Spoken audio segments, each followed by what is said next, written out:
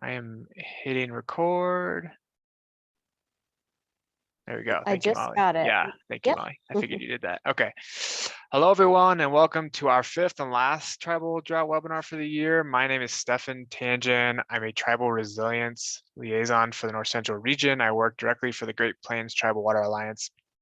I work in coordination with the North Central Climate Adaptation Science Center. I'm hosting this webinar from the traditional lands of the Ute, Arapaho, Cheyenne, and numerous other indigenous peoples from Denver, Colorado.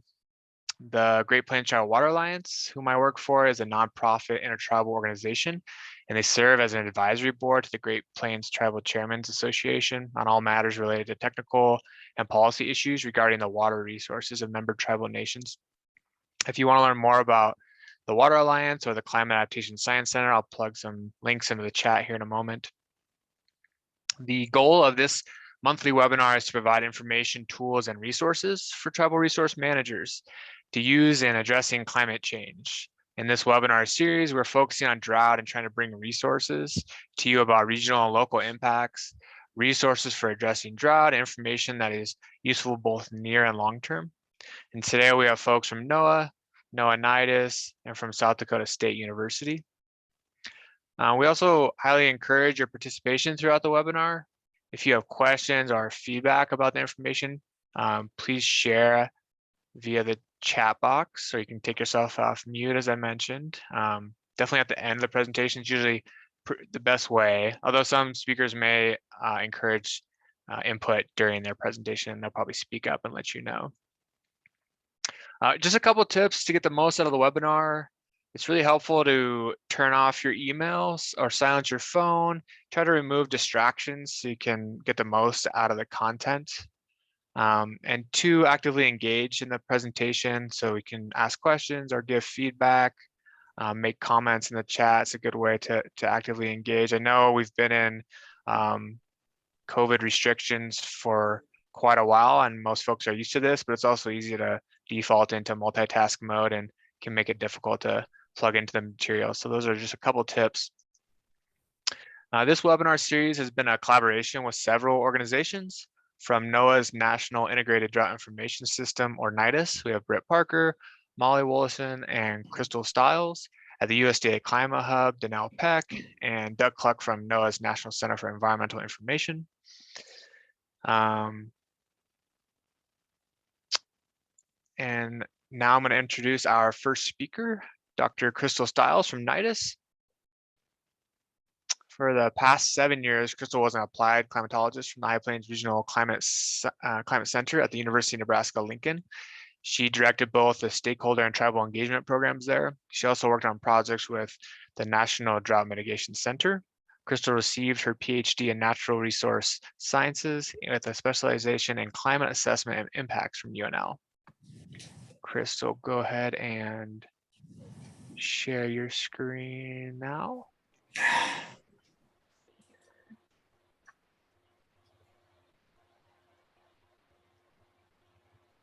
And take it away when you are ready. Okay, so you can see screen and hear me okay? Looks great. Okay, awesome. Thanks, Stefan. Hi, everyone. I'm Crystal Stiles, Tribal Engagement Coordinator with NOAA NIDIS. And so I'm kicking off the webinar today. I'll briefly talk a little bit about what NIDIS is and how you can submit some drought impacts and conditions. And then we will dive right in to talking about some of the current and recent conditions across the Northern Plains. So if you're not familiar with NIDIS, NIDIS was signed into public law in 2006. It's a comprehensive interagency approach for monitoring for drought forecasting, early warning, drought planning and preparedness to help states and local communities and tribal communities to cope with the impacts of drought. And so we have a lot of ways that we do this. We leverage a lot of our existing programs and partners through funding and other sources to help with drought early warning. We work a lot on a regional level. We have regional coordinators across the country that are helping in their respective regions. And then we also support drought prediction and forecasting, integrated research and drought monitoring, planning and preparedness. And we also have the U.S. Drought Portal, drought.gov that you can go to get a wealth of drought information from. Also, it's important that you know that you can report drought conditions or drought impacts in your region. And I can't tell you enough how important that information really is, because we lack a lot of observational data across the plains, and having the ground truthing from people is really important, especially in areas where we don't have a lot of data available. And so there's a lot of ways you can do that. A couple ways that you'll see here on the screen. One is through we call Seymour. It's a condition monitoring reporting system where you can go in and make a report on what the conditions are looking like in your location. So you'll see a couple of links there where you can look at a map if you want to see what has been submitted, and also to submit something yourself. And then on the right, if you're in Montana, there is a specific drought impact reporter for Montana, so that you can share those impacts as well. So again, very much highly encourage you to submit those impacts and let us know what conditions you're seeing on the ground. Okay, so I'm going to dive right into some of the conditions that we've been seeing. So the last webinar we had was at the end of September. So I'm just going to go back to the beginning of September, which was the beginning of climatological fall. And so we define that as September, October, and November. So we just finished fall and have just now, as of yesterday, started the climatological winter season. So I'm going to talk a little bit about what we've seen over the past fall. The map you see on the left is looking at departure from normal temperature for September. When we say normal, we are looking at the last 3 full decades of temperature data. So that would be 1991 to 2020. So rather than looking across a long period of record, just basically what's going on right now compared to the last 30-year average. We can see that in September, it was very, very warm across the region. You see a lot of crimson colors there. That's really indicative of temperatures 3 to 4 to 5 degrees above normal. And I'll try to use my mouse a little bit to point some of these out, but you can kind of see here across North Dakota, parts of South Dakota and Montana, really seeing some really warm temperature departures there in September. The National Centers for Environmental Information produce the state and seasonal and annual rankings maps every month. And again, it's just looking at a state level, so it's very general for that, but really looking at how warm or cold or hot, or dry or wet was it for the month compared to the whole period going back to the late 1800s. And we'll see that in September, much of the plains here was in this much above average category for temperature. So like, for example, North Dakota, I believe that's the 6th warmest out of 127 years. The state as a whole saw its 6th warmest September on record. So in terms of precipitation for September, you'll see, and again, this is looking at normal again, so percent of normal precipitation for September. It was really a mix across the region. A lot of dryness you see here across Montana, western North Dakota, and some pockets of South Dakota. We were looking at 50% or less of normal precipitation. There were a few wetter pockets, though, where we saw some above normal precipitation in some of these areas. But if you look at the state rankings, you see that there's kind of a very striking difference across the region for September. It was generally on the wetter side and above average for South Dakota in September, but much drier to the west. So, for example, Montana had its 11th driest September on record. So really big differences there. All right, now let's move to October. October was also quite warm. You'll see departures were mostly 2 to 4 up to 6 degrees above normal across this region. So warmer than normal, not quite as great of departures as we saw in September, but still very warm. And then looking at the state rankings over here, again, parts of the region experienced above average to much above average temperatures for the month of October. Precipitation for October was interesting because this is where we saw a lot of precipitation fall across large areas of the Dakotas and part of Wyoming and southeastern Montana. So a lot of these areas received upwards to 200 to 300% of normal precipitation. And so that was very significant for helping to provide a little bit of drought relief across those areas. And you certainly see that showing up here on the state rankings maps, especially both Dakotas seeing, 5th to 6th wettest on record for October. So it's very wet. But I do want to point out, though, further west across Montana, there's a lot of areas that missed out on that precipitation. And so it kind of evened out across the state as far as being more near average during October, because there were some areas wet and some that were really dry. Now moving into November, we don't have the state rankings yet for November or for the fall months. I think those will be available from NCEI next week. But we can look at the maps that we have. So if we look at November, we see, again, that pattern really continuing of the above normal temperatures, and those departures were getting pretty big across the whole region. So looking at, up to 4 to 6, even up to 8 degrees above normal for the month. And unfortunately, it turned very dry for most of the region in November. So with the exception of kind of this area up in northeastern North Dakota, we really see a lot of dryness across the region. So a lot of that rain that fell in October is kind of a distant memory now. Now, if we put it all together and look at the entire fall as a whole, so this is looking at September, October, November all together, we'll see that it indeed was very warm fall. So looking at 4 to 6 degrees above normal for a large part of the northern plains.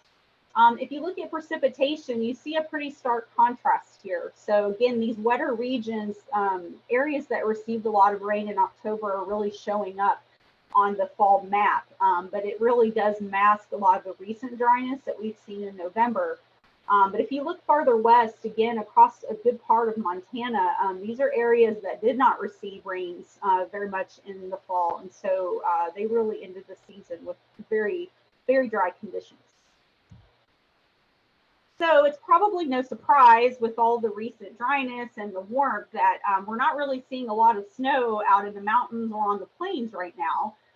So this graphic on the left is looking at snow water equivalent. And so if you took the snowpack and just instantaneously melted it down to liquid and looked at that equivalent, this is really what it's showing you. And these reds and oranges are not good. These are all indicative of below normal snowpack across these areas. And then looking at across the plains, this is just a snow depth map.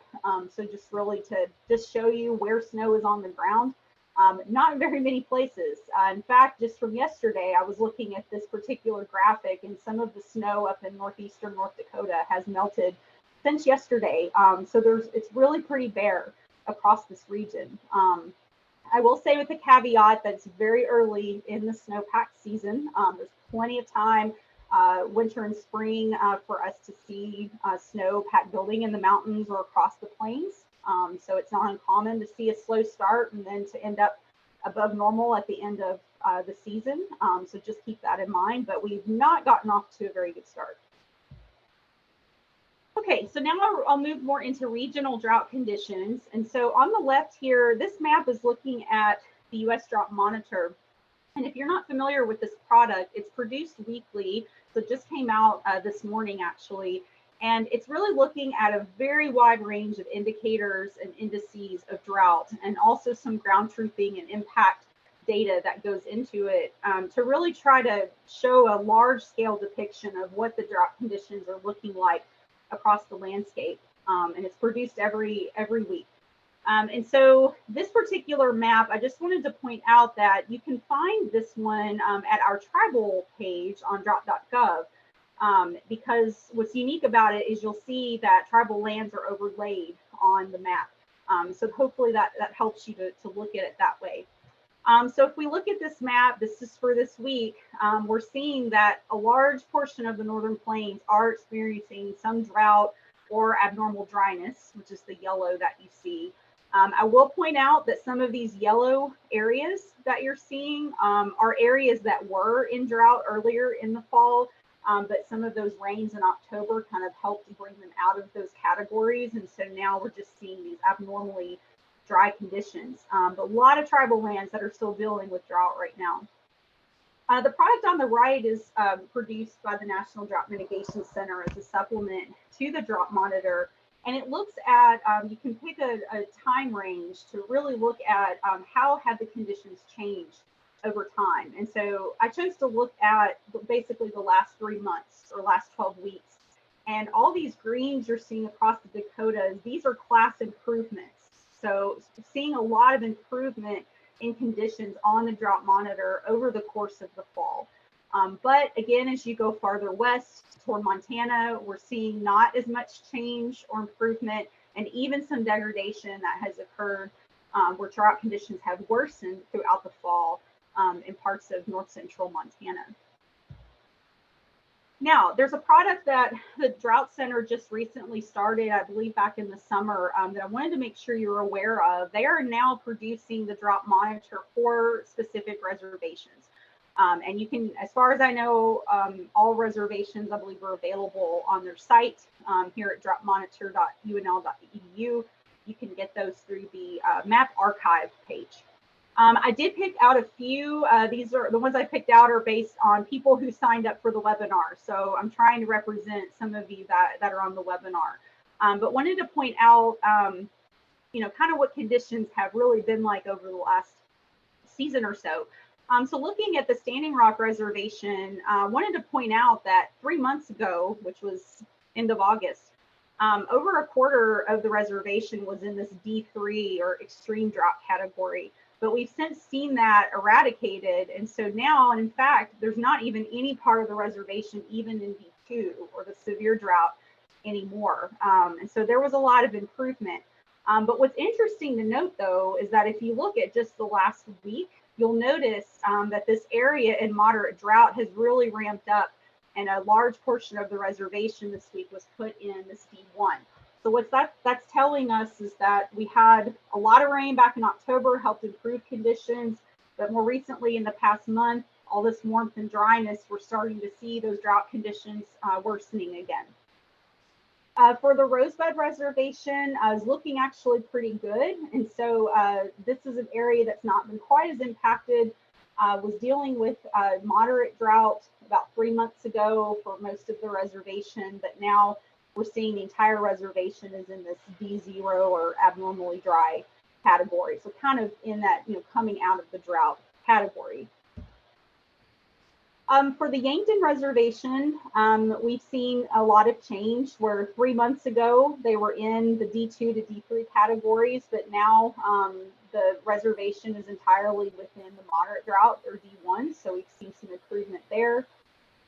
Now I've put in Fort Belknap here to show you that this is one area where we have seen drought conditions worsening. So again, some of the tribal lands in Montana that have really missed out on a lot of that rainfall that fell back in October. I think what's really striking is looking at these D4 exceptional drought numbers. You know, 3 months ago going into the fall, looking pretty good there and only about 0.5% in the worst category.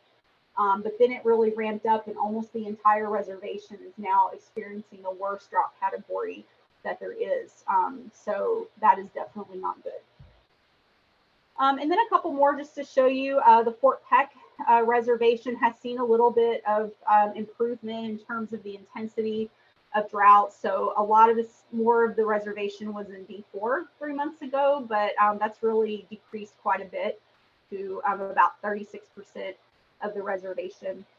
And the Crow Reservation has not really changed a whole lot, just a little bit of improvement in this D3 area over the past 3 months. But for the most part, most of the reservation has remained in that D2 category. Okay, so I wanted to talk a little bit about soil moisture conditions. We are getting into the time of year when soils will start freezing, but they are mostly not frozen yet. There were a few locations in North Dakota I saw yesterday that were very close to freezing, but for the most part, they're all still wide open and thawed out. So this these topsoil and subsoil moisture products that are produced by the USDA, they came out this week, and my understanding is this is the last one that they'll produce until I think probably April. It's more of a growing season thing. And we're seeing that the topsoil and subsoil moisture are really depleted across the northern plains. So for example, state of Montana is looking at 96% of topsoil moisture is rated short or very short, which are the two worst categories. And you'll see also looking at subsoil, there's a lot of subsoil moisture that is really depleted. You'll see that in some areas, topsoil moisture, like in the Dakotas, is not as bad. And that's really indicative, again, of some of those fluctuations with getting some rain in October. But a lot of that is not really trickled down into the subsoil so much. So we've seen a lot more of depletion there. Pasture and range conditions, I wanted to point out, and the last time these were reported was the end of October for the year, really did not end on a good note at all. So Montana, 95% of the state dealing with poor to very poor pasture conditions. North Dakota, 77%, and South Dakota was at 66%. Now, there are a lot of impacts. So, why do we care about this? Well, we have seen a great number of drought impacts that have occurred. And all the ones on this slide are impacts that have been reported on tribal lands in the Northern Plains. And so I've collected these from a number of places. But we've heard about lack of available water, like in stream for native fish, invasive species coming in, pest infestation, particularly grasshoppers being a problem in the last year. Migration of wildlife, essentially looking for food and water elsewhere. There's been a lot of cases of epizootic hemorrhagic disease and chronic wasting disease in deer, and that has impacted both subsistence and recreational hunting. It's been a very active wildfire year, and I put even summer in the parentheses because typically we see the activity happening in the spring and fall, but even the summer was very active. Due to drought and really dangerous fire conditions this year. And that did interfere with a lot of the summertime traditional ceremonies, needing fire for those ceremonies, but then, having burn bans and such in place where that wasn't possible. Water quality degradation in stock ponds, particularly for livestock. Very widespread hay shortages across the region for pasture. Native grasses not growing well, and just largely inadequate feed and water for livestock. And that has essentially led to downsizing a lot of herds. And I need to point out that this is a year two of ongoing drought in a lot of these areas. And so these impacts are further compounding. And so a lot of concern going into a potential third year of drought, seeing even worse impacts, especially with livestock and ranching. I've heard about low water levels exposing cultural artifacts, which has increased looting and also causing erosion. And I think it's worth mentioning that the COVID-19 pandemic has, very indirectly impacted, tribal lands regarding drought, because a lot of the resources, whether it's financial resources or people, manpower, they're all allocated other places because of COVID. And so that has really limited resources to deal with the drought. So several Northern Plains tribes have made drought declarations or are intending to do that. All right, so all of that I just threw at you, what did all that mean? So let's talk about a summary of those conditions. The fall in the Northern Plains was very warm.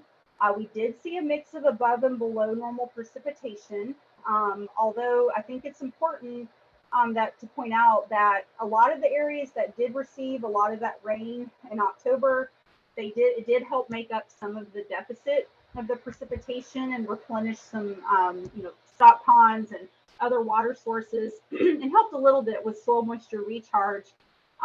But it was too late to help with ag and livestock issues because we were essentially at the end of the growing season at that point. And so it's important to note that really didn't help. And then the fact that we've had a whole month of dry and warm conditions, a lot of that precipitation that did fall again is kind of a distant memory at this point. The warmth and recent dryness has really led to a slow start to the snowpack season. It's also because of the warmth, it's really kept soils from freezing. So soil moisture is not yet locked in for the winter. So once soils freeze, essentially the moisture in it is locked in until spring. And that has, it has implications for flooding or, what the growing season is going to look like. So it would be important that more recently, if we can get some moisture soon before soils freeze, that would be helpful. Although I would point out this is the drier time of year. We don't typically see as much precipitation this time of year in the northern plains. And so it's very unlikely to get a lot of precipitation that would really help with the situation. Although drought conditions have improved across a vast majority of tribal lands in the northern plains, the impacts are still evident. And there's a lot of concern that remains for winter and the next growing season as well. Which, speaking of which, you're probably wondering now, well, what do the outlooks say? So I'm going to queue up Doug Kluck, who is going to tell you all about that. And one last thing I wanted to mention is that we will have a question and answer session at the end. And any of you who are on the call who want to talk about other impacts you've seen or other things in your local regions, please speak up because we'd really like to hear from you. So thank you. Yeah, thanks so much, Crystal. Doug Kluck is up next, but we do have a couple minutes for questions if folks have any things they'd like to ask Crystal right now. I don't see anything in the chat currently, but folks are welcome to take themselves off mute if they like.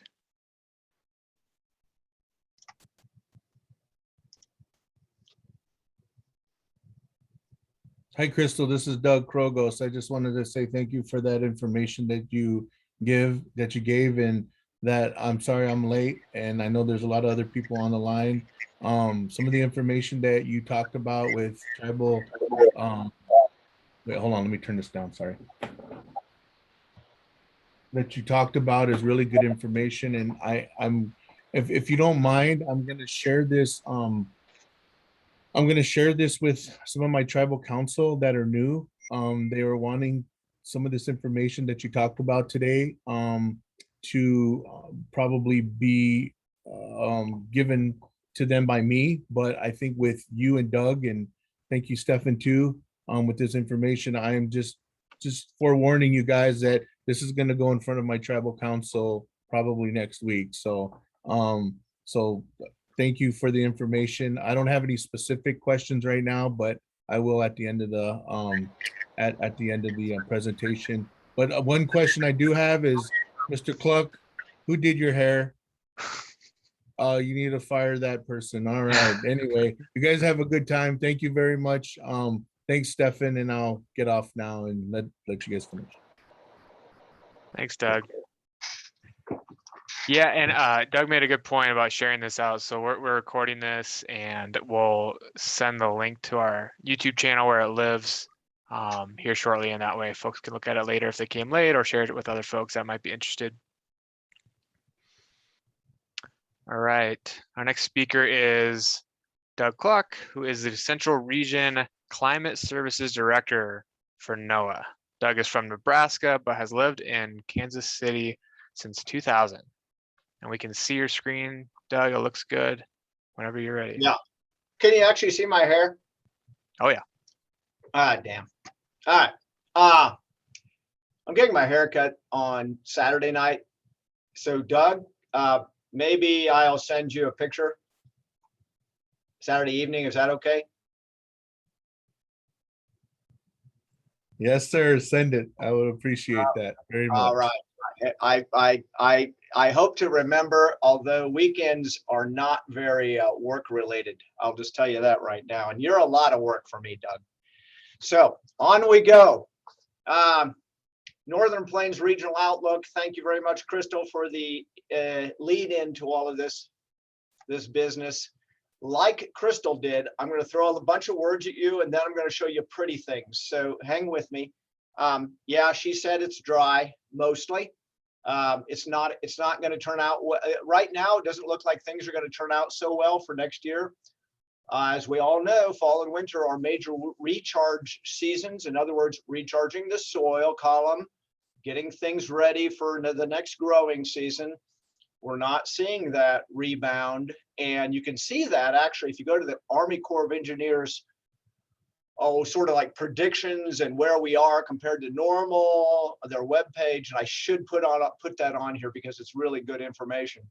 It's a 4-panel chart. And anyway, runoff ain't what it should be, and there isn't a lot of, it's going to take quite a bit to get back to normal or even above normal. Of course, what we'd like to see a little bit above normal, not crazy above normal. If and when our soils do freeze, they will prevent some infiltration of water. So that's why we like to see September, October, November precipitation, because it does tend to sink in there. Now, when we get to January and February, especially as the further north you go, the more likely that soil is going to be frozen. Now, if it's dry as a bone, there's nothing to freeze, so it's more likely to infiltrate. So I guess that's good, but not really. The soils are super thirsty, as I mentioned before. Runoff very likely to be lower than normal in the spring, even with good rains and snowpack and all that stuff. So let's just be aware of that. And I guess she also mentioned that fall into winter is a relatively dry time of year, except for the higher elevations where we accumulate snowpack. La Nina is here. Will it help? You know, we hear about El Nino and La Nina all the time and what that's supposed to mean. Sometimes it actually works out. I'll just say this, it may be a good thing. We hope it's going to be a good thing. It's usually better than the alternative, which is it tends to be drier and warmer than normal. Now, yeah, anyway. So what are the general trends in terms of climate? Well, warmer's in and will be for the foreseeable future, just because of a current level of greenhouse gases in the atmosphere and the ocean warming and all that stuff. Wetter is a trend, but that's a little more complicated. So that's a different talk. We can talk about that some other time. Will this be a multi-year drought? I'm going to say it already is a multi-year drought, and that it would not be unusual if we lapsed into yet another year of below normal, or at least drought-like issues coming up into 2022. We hope that turns around, but it wouldn't surprise me, because sometimes these drought years do extend themselves for several years, like we had in the early 2000s. If you're old enough to remember that, that is. All right, if we get an average snowpack in the mountains and on the plains, do you think that will end the drought? The answer is no. For all the reasons above this, it's not going to end the drought. It may help certain crops get by for the year and we'll be happy, and some of the rangeland will come back, but will it end the drought? Very unlikely. We need above normal, and we need it over a long period of time. So precipitation, that is. How much precip is needed to end the drought? You know, and I'm not going to give you a number here. There are people who come up with these numbers, but they're not very trustworthy. So a lot, I'll put it that way. So here's one of the first pretty pictures I'm going to show. This is a typical La Nina pattern across North America. You can see the northern plains generally tend to be a little bit cooler than normal. When you average out what that is in our winter, we'll see. The jet stream tends to bring in quite a bit of allows cool air from the Arctic down, and there's a tendency for wetness to sort of extend into Montana, sometimes North Dakota, and Wyoming. And I'll show you what the official forecast is based on what we think we know. There's the drought outlook. This is the drought monitor as it stands today. It was released earlier this morning. You can see that dark red zone. If you're in it, it's bad. Crystal went over that already. I won't go into great detail, but I will show you the outlook, and then I'm going to show you the other outlooks in just a minute. But this is the drought outlook through the end of February. So if you're in a brown area, there's the prediction is that there's not much chance of drought to get better. Okay, In other words, they're saying it's going to persist. If you're in a sort of that light, I don't even know what to call it, light green, half brown area, sort of Montana and northwest Wyoming, there is a chance for improvement. And that is a classic La Nina signal in terms of precipitation across that area. Tends to be a wetter time through February. We'll see. We hope so. Then the southern plains, as you look down to your south, southern plains and the southwest do tend to be dry. In fact, they tend to be warm and dry. So those kind of what we're having right now in terms of warm and dry to the north. The next 7 days. The next 7 days are good and bad. Okay, so it's bad in the middle of the country. There's no rain, no snow, no nothing predicted. There is a band across the northern parts of Montana and North Dakota. That's good. That'll probably be snow when it does fall. So that's something, right? It's not going to cure anything. Might keep a status quo for a while. I do like to see some of these higher peaks with those deeper sort of purple colors in western Montana and in the I used to know all those rangers out there. Jackson Hole area, we'll call it, out there as well. And down even into northern Colorado, there is some indication of some precipitation. And what we need is a series of these, if you will, storms coming through to really build up that snowpack and hopefully eventually get something in the plains. But as you're going to see, I think the forecast for the next 7 days around here is, yeah, it's going to cool off from 75 today, which is a new record high for Kansas City for the month of December. It's never been warmer than that in December. So, you know, yay, right? Probably a lot of you folks are setting records today.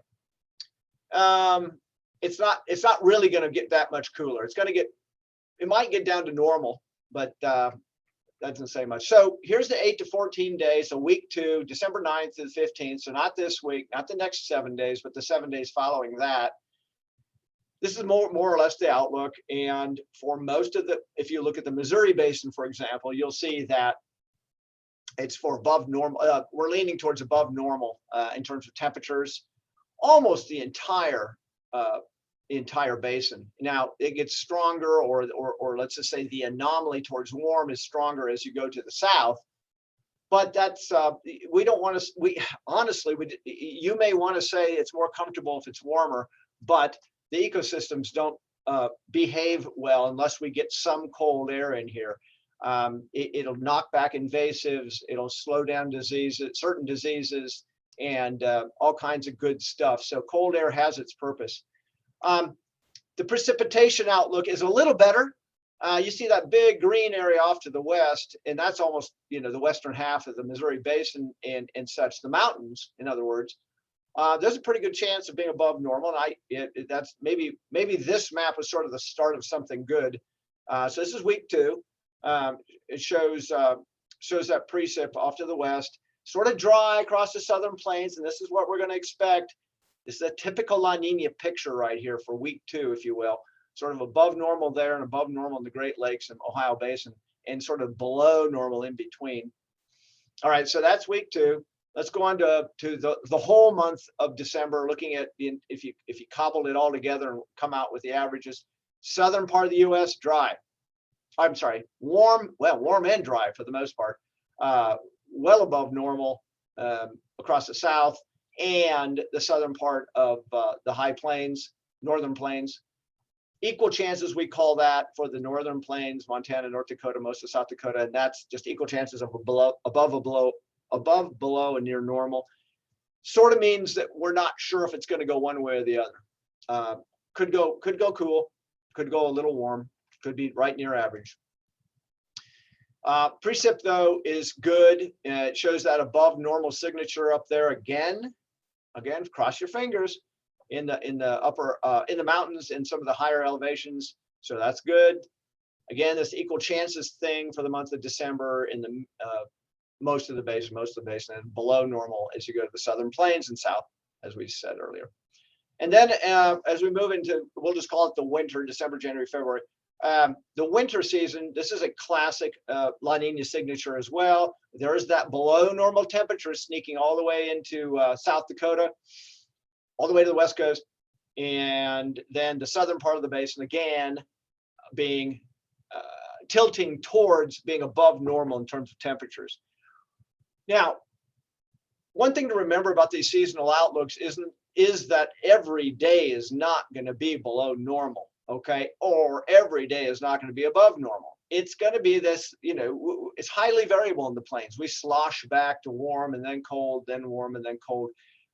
What this is really saying is when you average those 3 months out, December, January, and February, we're predicting that there's a tendency towards below, that it's all going to average out below normal, all right, and warmer to the south. And those probabilities are not super high, but they're there, and that's better to see it that way than warmer than normal. That's for sure. And then precipitation, exactly the same explanation in terms of above normal, averaged out over those 3 months. Again, we hope that that comes true, and we hope it's not just one big dump. We hope it's spread out over a period of time, and we can sort of infiltrate some of that moisture into the soil column, and then equal chances for most of the rest of the area. And then if we jump a little bit further into the future, this is starting in February, but oops, I didn't label it quite right. But anyway, February, March, and April. If you do February, March, and April, this is what the maps look like. Again, there's a bit of coolness to the north and west, some dryness, or some warmth to the south in terms of above. Same general pattern, La Nina-esque pattern. Seasonal precipitation outlook, again, wet, northwest. Some of that dryness sneaking up into the southern plains, even central plains, in terms of chances of precipitation being below normal. And I think that's about all I got, except for these key points being La Nina. We're in what we call a La Nina advisory, and that'll last into spring, very likely. Current conditions, I'll say mostly dry and really, I'm going to say extremely warm fall that we've had. When you see those maps, Crystal showed that we're 4 to 6 degrees for 3 months in a row above normal. That's a lot. That's a lot above normal. Let's put it that way. We're staying dry. We're not getting the rains that we needed this fall. It's unfortunate, except for portions of South Dakota, I think, and North Dakota for that matter, and eastern parts. The outlook short term, some high precip, some precip in the high elevations is coming. Maybe a little bit in the northernmost plains states. Short term, week 2, again, sort of a La Nina pattern sets up, continued above normal though for most of the area, indications of a wetter western US really. And long term, very La Nina influenced, warm south, cool north, equal chances in between. Good precipitation, sort of good news to the north and west, especially in the Missouri Basin and the higher elevations, leaning towards above normal precipitation. Some dryness in southern plains into the central plains, and that is an issue. We really do need widespread events, plural, over the next several months to make up for what we've missed and what we need. So the next explanation, like I'm giving and Crystal gave, will be by Justin Gleason, who is the Iowa State climatologist. That'll be on December 16th. It'll cover the whole north central part of the US from Michigan to Montana and Colorado. There's the way to register. Maybe I'll capture that and put it in the text box. I know a number of you are already on that, so anybody can come and listen and ask questions. So thank you. I'm done. Thank you very much, Doug. We, in the sake of time, are going to skip questions and go straight to Nathan. Nathan, go ahead and share your screen. I'm going to launch a poll as well. So folks, that'd be great if you can answer that while Nathan's getting set up. This is just asking for some feedback about the webinars that we've been doing. And I'll just leave it up for a minute or two while Nathan gets set. Looks like we can see your screen, Nathan. You look great. Our last speaker is Nathan Edwards. He is from South Dakota State University and runs the Mesonet program there. And Nathan is focused on providing statewide weather data that is useful to a wide audience. And I'll let Nathan kind of dig into his material and talk about his program. Go ahead and fill out that poll when you get a chance, and go ahead, Nathan.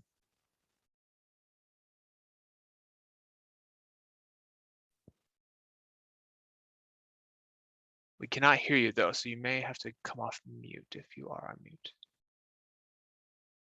So, sorry about that. That's okay.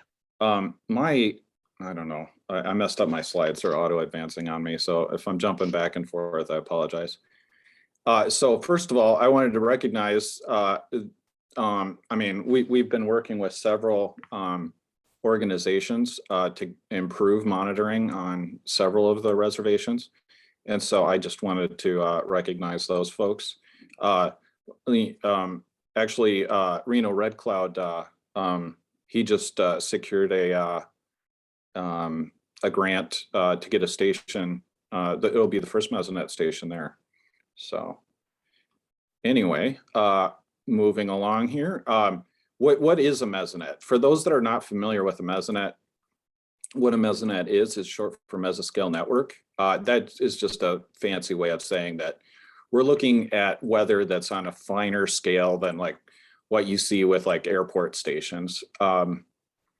We're looking at things that happen on finer time scales and at shorter distances. So we need more stations and we need more frequent reporting. So whereas a typical network might cover 4,000 miles per squares or 4,000 square miles per station, we cover about 500. Whereas a normal station would report every hour, we report every 5 minutes. This is what our new generation of stations look like for our expansion. There's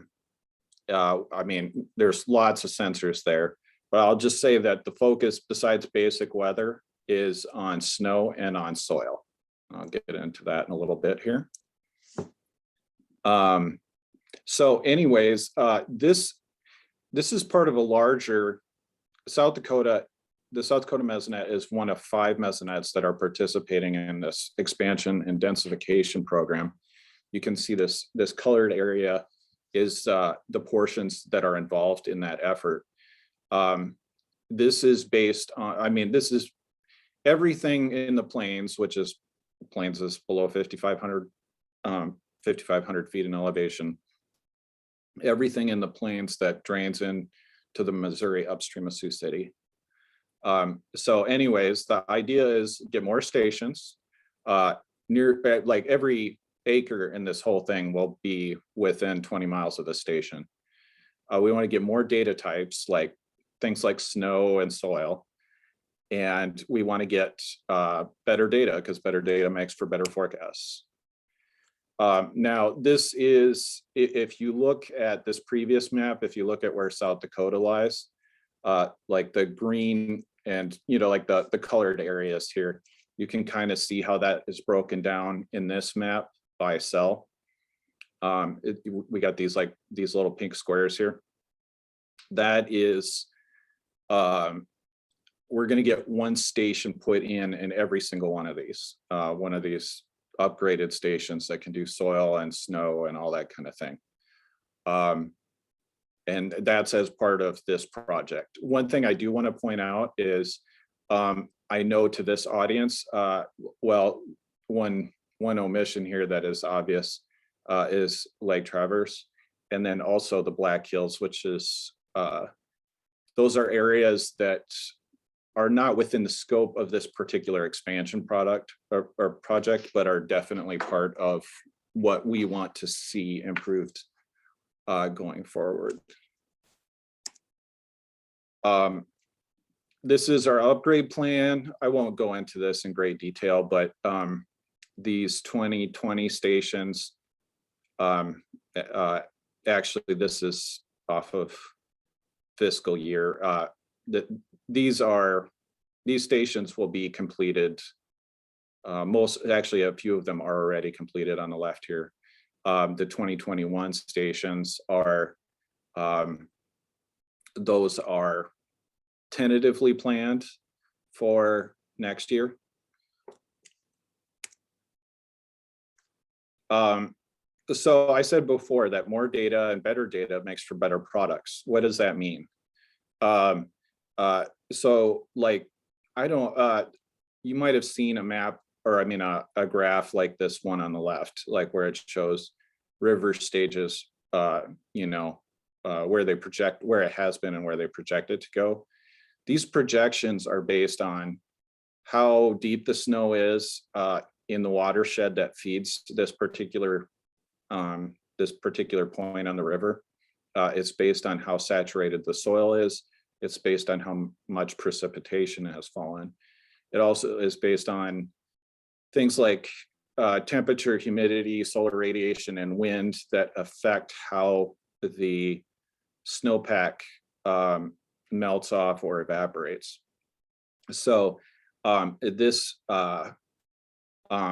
actually, another thing I should mention, which I think is something that Crystal referred to, is that this that how frozen the ground is. I mean, once the ground is frozen, it acts like concrete and it all runs off. So we're also measuring. I mean, we can get frost depth out of these stations as well. So, anyways, that can help the Missouri River Basin Forecast Center improve their estimations of flood stage.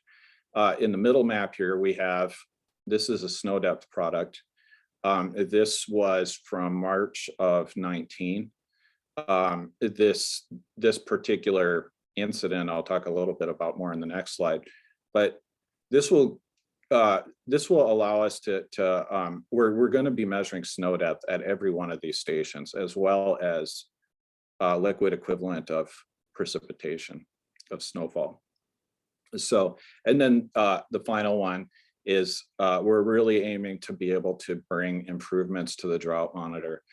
Some of that will just be getting precipitation where it wasn't before, or where we only got rainfall precipitation, we'll be able to get year-round precipitation. Also, of course, soil moisture monitoring. So like kind of a good case study, I think, of this that really impacted Indian country is Pine Ridge was hit really hard in the 2019 blizzard. And then there were several different impacts of this, and there are several key measurements that I think they show a deficit in the current amount of data available to either forecast that or assess it once it's happened. And that is, I mean, there was abnormally high snow, which caused problems with vehicular travel and that kind of thing, with livestock and so forth. And we will now have snow, the liquid equivalent of snowfall, as well as snow depth. Another problem was flooding. When that snow melted, there was severe flooding. Like explained in that last one, we'll get better runoff forecasts. The Missouri Basin River Forecast Center they'll have more data to leverage into their model to be able to make better forecasts about the probability of flooding. Another problem was mud and impassable roads. A lot of basic services were impaired because of that. We're going to have soil moisture monitoring at every one of these sites. Another one was broken water lines, and you know, like the impacts that had on that kind of infrastructure. We'll have frost depth monitoring at all these stations as well. Okay, so this phrase here, I'm going to embarrass myself and try to pronounce it. It's Anjpetu Tokchahi, I think, which means how is the weather? This is, we recently got a Wokini Initiative grant. And what we're going to do is make Mesonet Weather available in Lakota for like both written and pronounced.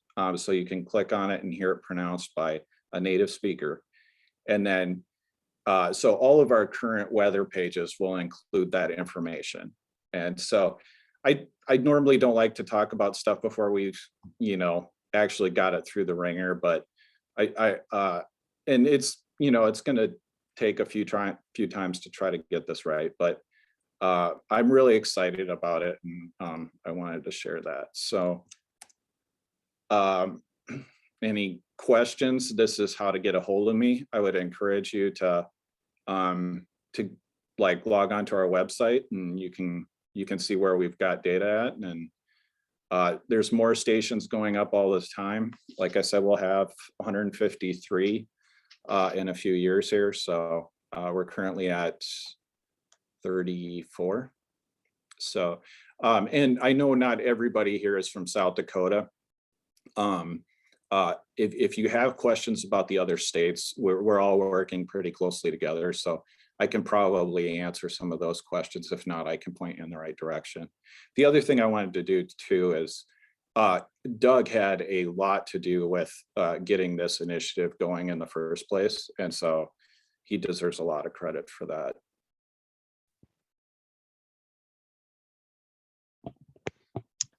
Yeah, Nathan, I was smart enough to step out as soon as it got going. Goodbye. But no, Nathan is doing the legwork because he knows what he's talking about. Yeah, thanks so much, Nathan and Doug. Any questions for Nathan? I'm gonna also launch the results from the poll in case folks are interested. That should show up, and while folks are thinking about their questions, looks like people are pretty widely interested in all of the options except for other.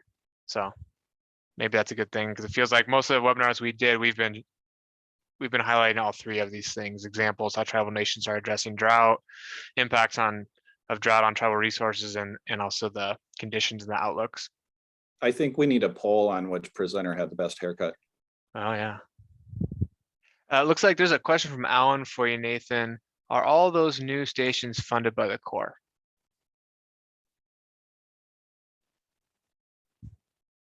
And you're on mute, just so you know.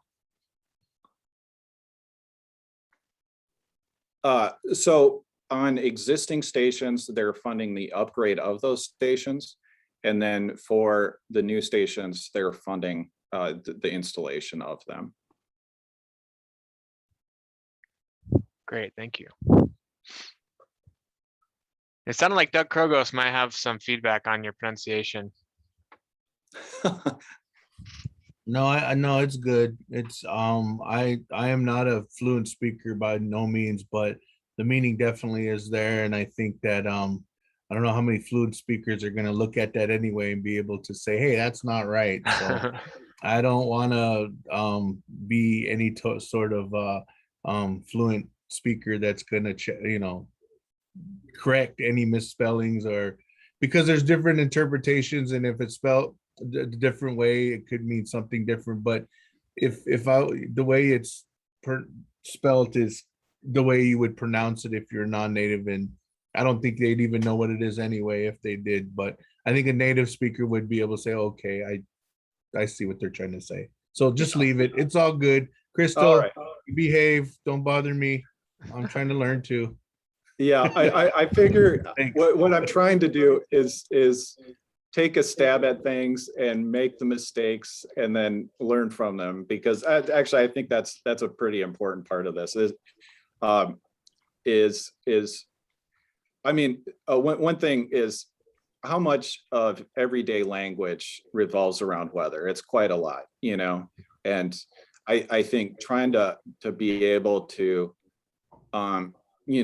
to keep these languages alive, just being able to talk about daily weather, I think is really important. And I think it's important for people like me too, that, I mean, it helps me learn about things that I'm ignorant of, frankly. So anyway, like the different dialects of it and that kind of thing. So it's been a good learning process for us, which I didn't so much anticipate, but I was really glad to see. Yeah. Right, and if we were German and if it was a German misspelling, I'm sure it would mean the same thing. So I mean, it doesn't really, I think tribally, I think that's right. I would leave it. And thank you very much for using that. And if, you know, you got to learn somehow, and by learning any language, you got to, you know, try. And if it doesn't work, then you get corrected in a good way. So Yeah, ignorance is bliss. Right on. Thanks. So good. Thank you, guys. I am going to stop recording